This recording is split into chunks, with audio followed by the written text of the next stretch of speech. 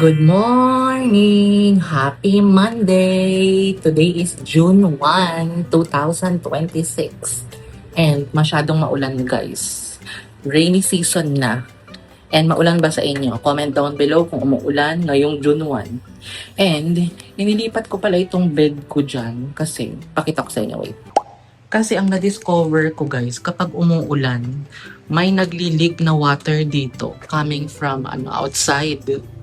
Ayan, no. Tapos minsan dito din may pumapasok na water. Pero kapag binubukas ko lang naman. Pero kapag hindi ko binubukas yung window, walang nai-stuck na water. So walang pumapasok dyan. So, ang ginawa ko, di ba nandiyan yung luggage ko dati? Nilipat ko ulit dito yung color orange na luggage ko. Para maiurong ko dito sa gilid itong bed. Para kapag tumulo dito, hindi mababasa yung bed ko in case na wala ako dito sa apartment. And nagsaing na din pala ako para bibili ako ng ulam sa karinderya na lang mamaya.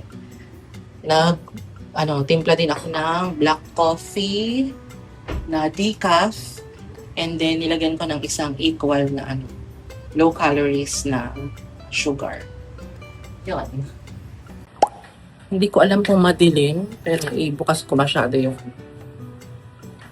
cortina. Kasi kapag nakasarado ng half, parang madilim, no?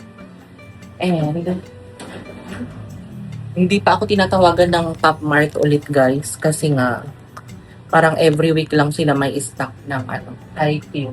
Ito yung binili kong Haikyuu nung nakaraan, diba? Napakita ko na sa inyo yan. So panoorin nyo na lang yung aking previous vlog. Tapos, coffee tayo. Hindi ko alam saan ba maliwanag. Uy, coffee tayo guys. Actually, pang third day na ngayon na umuulan dito sa Metro Manila. It's been raining in Manila, sabi dun sa kanta. It's been raining in Manila, hindi ka ba? And guys, update sa ating mga kuryente. At mula nung lumipat tayo dito, i-share ko lang sa inyo para may vlog tayo. At ako naligo kasi binabad ko yung mga kobre kama every Monday, every week kasi ako nagpapalit ng kobre kama, ng kumot, ng bedsheet, ay kobre kama, bedsheet lang ngayon, punda, lutang. And then nakapaglinis na ako dito sa apartment. Itong electricity bill ko is naka-apat na din ako. Starting from January to June. Ay, pang-5 na pala ito. So, bali nung first lipat ko dito guys, ang bill ko is, wait, i-organize ko para may pakita ko sa inyo. Nung unang lipat ko dito, nung January, ang total bill ko is 598.61 guys. Take note. 598.61. I know. Ang unang bill ko pala dito is 601.36. 45 kilowatt hour per hour. And then, nung February, ito January 601.36. Nung February, 598.61. Tapos, nung March, ang bill ko is 1,037.99. 74 kilowatt hour. Kasi nga, hindi pa ako halos nag-aircon noon, diba? Nung January, February. Pero nung March, medyo nag-aircon na ako, pero mga 10 p.m. to 1 a.m. Tapos pinapatay ko na. Tapos, nung April, ang bill ko naman is 1,518.78. Ayan. Hindi ko na ipakita kasi makikita niyo yung address. Baka ipahuli niyo pa ako dito. And then ngayong May guys, na-receive ko na.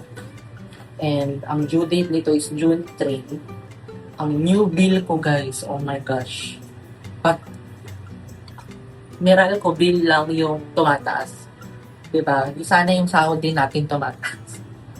Ang bill natin ngayon is 2,142.9.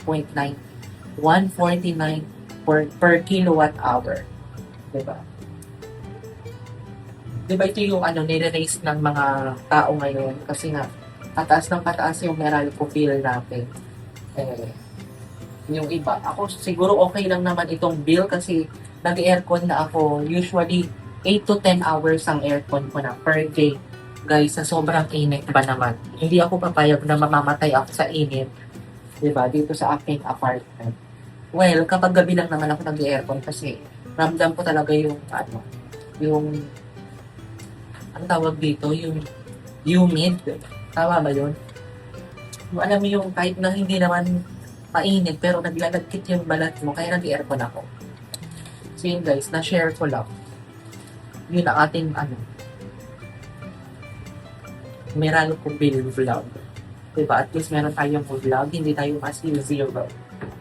And mamaya, bili na lang ako ng pagkain sa karinderya. Short vlog lang to guys ha, yung Meralco bill lang ito, alam niyo naman. Nakakatama din kasi guys mag-vlog, alam niyo naman, di ba? Work, TikTok, di ba? Affiliate, vlog. Sinisingit ko na lang ito guys para alam niyo na may magawa tayo. Di ba? Mga 7 minutes, 8 minutes vlog, it's okay, di ba? Ubusin ko tong coffee guys. If you like this video, kayo, magkano na ang Meralco bill ninyo? Every month. From January to May, magkano? Comment down nyo na kung nagpa-fluctuate din ba? Or nagbabago din ba yung, yung bill ninyo? Pinapaalala sa akin. So yun guys, thank you for watching. If you like this video, please like, share, and subscribe. Bye! Ingat kayo!